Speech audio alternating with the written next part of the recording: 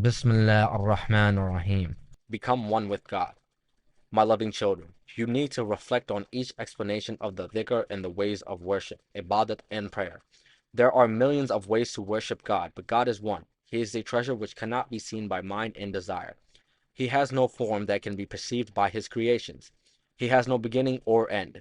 He is the perfection, the omnipresent treasure, which is the eternal soul, a treasure without beginning or end. Whatever worships God must also be formless and without beginning or end. Thus, God can be seen and worshipped only by God's treasure. This treasure, which knows how God should be worshipped, is the wisdom of his essence. It has the capacity to discern and distinguish. It is the complete, all-pervading, resplendent wisdom known as divine luminous wisdom. This resplendent wisdom is the Nur. It is with this wisdom that one can know God and pray to him. Wisdom has no shadow. The soul has no shadow. Everything, all of God's creations have a beginning and an end. All things that have been born must come to an end. Anything that has appeared must disappear. All things created by man will also disappear. There is a time of destruction for all the gods and all the things created by man. Only God exists forever. Therefore, it is not possible to worship God with this form which has been born and will end. Worship occurs only when the rays of the resplendent wisdom of grace that radiate from him resplend as one with the soul and worship the one who is the resplendence within the resplendence. That is true worship, the worship that merges with him. We must search for, discover, learn about, and attain this resplendent wisdom from one who has only the wisdom which can perceive God. The primal resplendence can learn this wisdom. Whoever attains it will know this worship. It will not be found within any kind of divisiveness such as exists in races and religions and scriptures. Only perfect purity can see the perfect purity. To merge with one who has that purity is to become one with God and with the hearts of all lives. To worship in union with such a one is to see all lives as one. The prayer performed by the perfect wisdom of such a one is the perfection of divine knowledge. We must know that whatever worships God has to be God. Only that worship can understand and glorify God. Any worship that is not done in this state will exhibit 400 trillion 10,000 differences and divisions. Such worship has been called by many names: prayers, dhikr, meditation, mantras, incantations, pujas, occult feats, and magic tricks. And these millions of forms and shapes are created by mind and desire, given various names, then prayed to with the recitation of mantras and incantations. The energies of earth, fire, air, water, and ether, the power of the mind, are thereby aroused by using the 5 letters, made to enter idols and statues, and then used to perform occult feats. But when these energies see the radiance of wisdom, which is the light of the soul, all the mantras and miracles become powerless, just as the glitter of the moon and the stars are no longer visible when swallowed up by the brilliant light of the sun. We must understand this. God is the omnipresent completeness. No prison can enclose him. He exists as wisdom within wisdom in the form of love and grace. He is the original glory. The treasure that is seen within wisdom is God. We need to know this. He does not want or accept even an atom of the milk, fruits, coconuts, curds, rice, ghee, honey, sugar, or millions of other things we offer to him in worship. He created us, and in his goodness, he gives food to us instead of accepting food from us.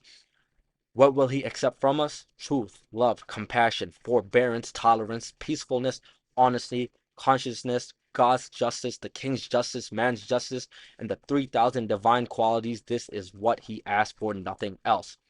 If instead of these we offer prayers or pujas or 10 million kinds of worship, even if we bore a hole in a rock and hide within it, Yaman, the angel of death, will still find us. Death will not spare us. Therefore, we must understand this and die before death. If we can make our mind and desire die, if we can end our connection to our blood ties, to creation, to earth, water, anger, which is fire, air, and the ether, the thoughts of heaven and hell, then the world in us has died. When the world in us has died, there is no death for us. We have died before death. We have become that treasure which does not experience death. that treasure which is God. When the world is not, God is. If we have no attachments, we are God. If we have no connections to earth, to air, to our base desires, we are God. If we have no connection to water, to semen, we are God. If we have no connection to ether, to the energy of the monkey mind, we are God. If we have no connection to desire, we are God. When all of these connection dies, our state becomes omnipresent, our life becomes all pervasive. This is God's state, God's power. He has none of these connections. Therefore, he has no death. If we too can cut these connections, then there is no death for us. This state has to be understood. This is what is known as dying before death.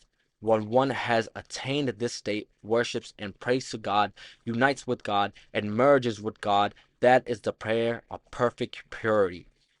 In God's creations, there are 105 million kinds of shadows of consciousness.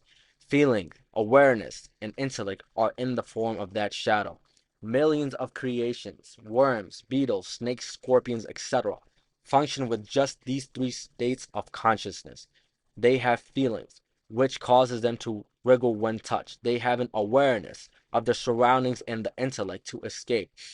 Their prayers function at the level of these three states of consciousness. What they do not have is the wisdom which analyzes with discriminate.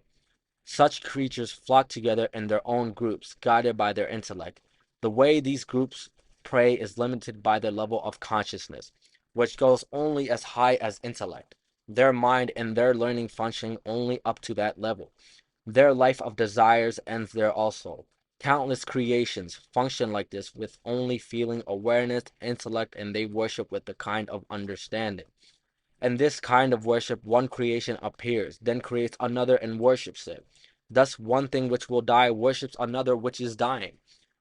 If you have wisdom and examine this with discriminate, you will come to know the treasure which never dies and was never created, which is without beginning or end, the all-pervasive, omnipresent, beyond description, the one with the lone residence of Illallah, the unique one, the one who is alone.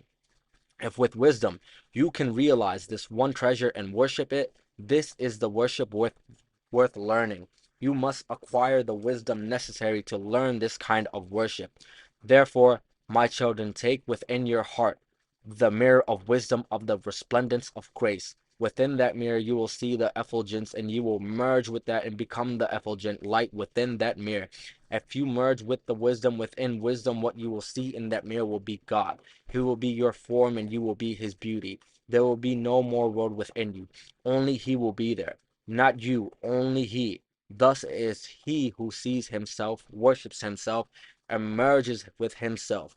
When the two are merged as one and the one treasure sees the one effulgence, when the one is merged with the one, that is true worship. Realize that you must make this worship your own. This is the resplendence, the highest point of the worship of God. My children, you must understand this. You need wisdom. That treasure is the wisdom within wisdom. Therefore, learn wisdom. Ameen. May God protect and sustain us with certitude and determination. You must learn this wisdom and this worship, and you must adopt the prayer that merges with Him, the prayer in which He is within you and you are within Him. In this kind of worship, the two are one. All other kinds of worship are for created things which begin and end. When they end, the worship will end too. When the worship thing perishes, the worship perishes along with it.